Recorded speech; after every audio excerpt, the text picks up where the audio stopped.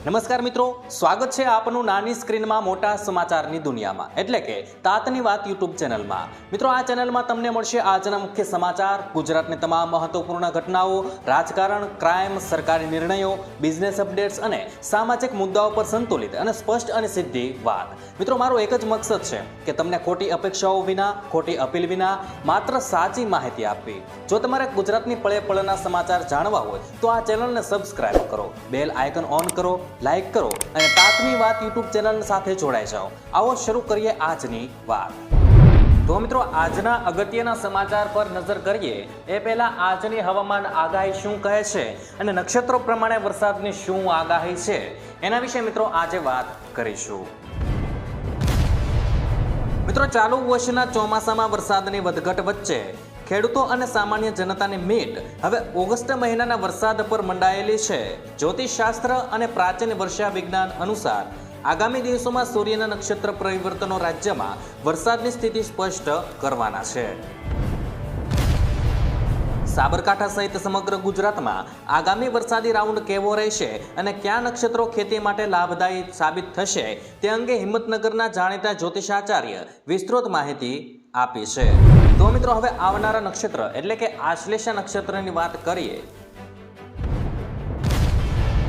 તો આશ્લેષા નક્ષત્ર 3 ઓગસ્ટથી 16 ઓગસ્ટ સુધી શરૂ રહેવાનું છે અને આ નક્ષત્રમાં ગાજવીજ સાથે મધ્યમથી ભારે ઝાપટા પડવાની સંભાવના છે। મિત્રો, આ સમયગાળામાં સાર્વત્રિક વરસાદને બદલે ખંડવૃષ્ટિ જોવા મળી શકે છે, એટલે કે અમુક વિસ્તારોમાં સારો વરસાદ થાય તો ક્યાંક ઉઘાડ રહી શકે છે। ત્યાર પછી મિત્રો, મઘા નક્ષત્રની શરૂઆત। મિત્રો, મઘા નક્ષત્ર 17 ઓગસ્ટથી 30 ઓગસ્ટ સુધી રહેવાનું છે અને મઘા નક્ષત્રના મેઘરાજન મુખ્ય નક્ષત્ર અને ખેતી માટે અમૃત સમાન માનવામાં આવતું હોય છે। મિત્રો, મઘાના છાંટાને મોતીના કાંટા કહેવત મુજબ આ સમયગાળામાં સાર્વત્રિક, લાંબો સમય ચાલતો અને શાંત વરસાદ પડતો હોય છે। આ વરસાદ પાકને નવું જીવન આપતો હોય છે। ત્યાર પછીના નક્ષત્રો મિત્રો, પૂર્વા, ઉત્તરા અને હાથીઓ નક્ષત્ર।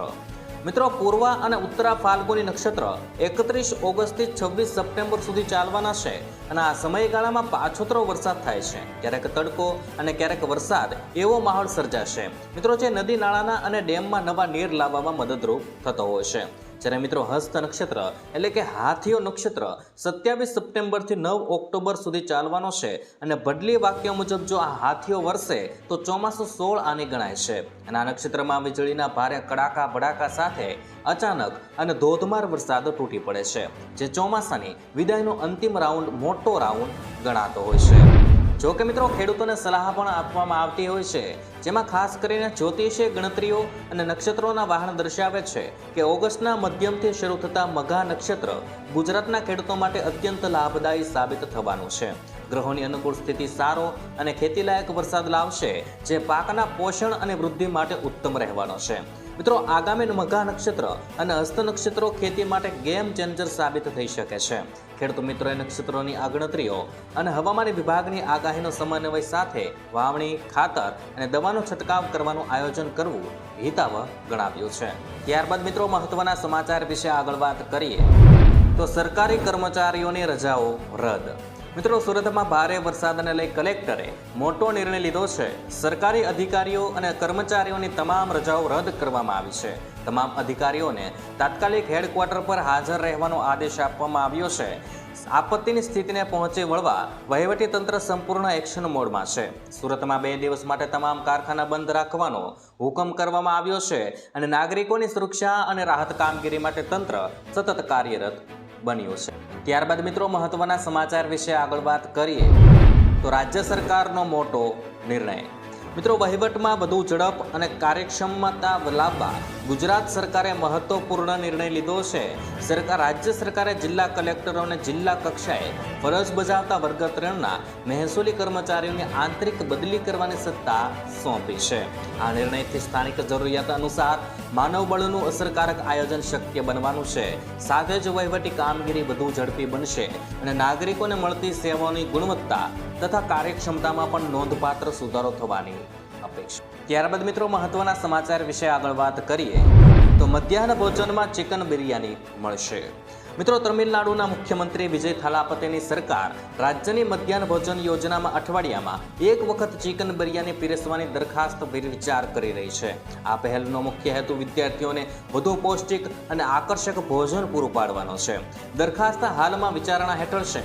જો મંજૂર થશે તો તે દેશને સૌથી જૂની શાળા પોષણ કાર્યક્રમમાં મોટો ફેરફાર ગણાવવાનો છે. અધિકારીઓ સાથે વિચાર વિમર્શ ચાલી રહ્યો છે. ત્યારબાદ મિત્રો, મહત્વના સમાચાર વિશે આગળ વાત કરીએ તો વલસાડ અને નવસારીના વેપારીઓને મળશે સહાય. મિત્રો, રાજ્ય સરકારના પ્રવક્તા મંત્રી જીતુભાઈ વાઘાણીએ વલસાડમાં જાહેરાત કરી છે કે ભારે વરસાદથી અસરગ્રસ્ત વલસાડ અને નવસારી જિલ્લાના વેપારીઓ, લારી ગલ્લા ધારકો તથા દુકાનદારોને અમદાવાદની જેમ આર્થિક પુનઃવસન સહાય ચૂકવવામાં આવશે. સરકાર મુશ્કેલ પરિસ્થિતિમાં અસરગ્રસ્ત નાગરિકો અને વેપારીઓને જરૂરી સહાય પૂરી પાડશે અને વલસાડમાં ભારે વરસાદની પણ આગાહી કરાય છે. ત્યારબાદ મિત્રો, મહત્વના સમાચાર વિશે આગળ વાત કરીએ તો એફડી માટે નવા નિયમો, બેંકો હવે લૂંટી નહીં શકે. મિત્રો, Reserve Bank of India 1 October 2026થી ફિક્સ ડિપોઝિટ પર માટે નવા નિયમો લાગુ કરવાની છે. આ નવા નિર્દેશો અનુસાર એક જ બેંકની તમામ શાખાઓમાં સમાન રકમ અને મુદ્દતની એફડી પર એક સરખું વ્યાજ આપવું ફરજિયાત બનવાનું છે. આ ઉપરાંત બેંકોએ દરરોજ સવારે 10 વાગ્યે પોતાના વ્યાજદરો વેબસાઇટ પર જાહેર કરવા પડશે.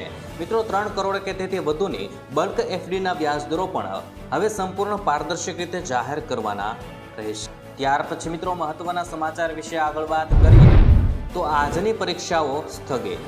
મિત્રો, રાજ્યમાં પડી રહેલા ભારે વરસાદ અને હવામાન વિભાગની આગાહીના પગલે ફરી એકવાર જીપીએસસીની પરીક્ષાઓ સ્થગિત કરી દેવામાં આવી છે. ઉલ્લેખનીય છે કે અગાઉ પણ વરસાદને કારણે પરીક્ષાઓ 1 તારીખે લેવાનો નિર્ણય કરવામાં આવ્યો હતો. સામે આવેલી માહિતી અનુસાર હવે જીપીએસસીની પરીક્ષાઓ 9 ઓગસ્ટે લેવામાં આવે. ત્યાર પછીના સમાચાર વિશે મિત્રો આગળ વાત કરીએ તો આજે પણ રજા જાહેર. મિત્રો, વડોદરામાં જળબંબાકાર સર્જાતા જનજીવન અસ્તવ્યસ્ત બન્યું છે. હવામાન વિભાગની અતિ ભારે વરસાદની આશંકા અને રેડ એલર્ટને ધ્યાનમાં રાખીને જિલ્લા કલેક્ટરે વિદ્યાર્થીઓની સુરક્ષા માટે આજે એટલે કે 1 ઓગસ્ટના રોજ તમામ સરકારી, ગ્રાન્ટેડ અને ખાનગી શાળા કોલેજોમાં રજા જાહેર કરી છે. સુરત જિલ્લામાં 1 ઓગસ્ટના રોજ અતિ ભારે વરસાદની આગાહીને ધ્યાનમાં રાખીને તમામ શાળા કોલેજ, આંગણવાડીઓ અને આઈટીઆઈમાં 1 દિવસની રજા જાહેર કરવામાં આવી છે. ત્યાર પછી મિત્રો, આજના હવામાન સમાચારની વાત કરી નાખીએ. હવે મિત્રો, ગુજરાતના પળે પળના સમાચાર વિશે માહિતી મેળવીશું. જેમાં મિત્રો પ્રથમ છે ગુજરાતનું અડીખમ સુરક્ષા કવચ. મિત્રો, ગુજરાતે આફત સામે અડીખમ સુરક્ષા કવચ તૈયાર કર્યું છે. સ્ટેટ ઇમરજન્સી ઓપરેશન સેન્ટર એટલે 24/7 કાર્યરત છે.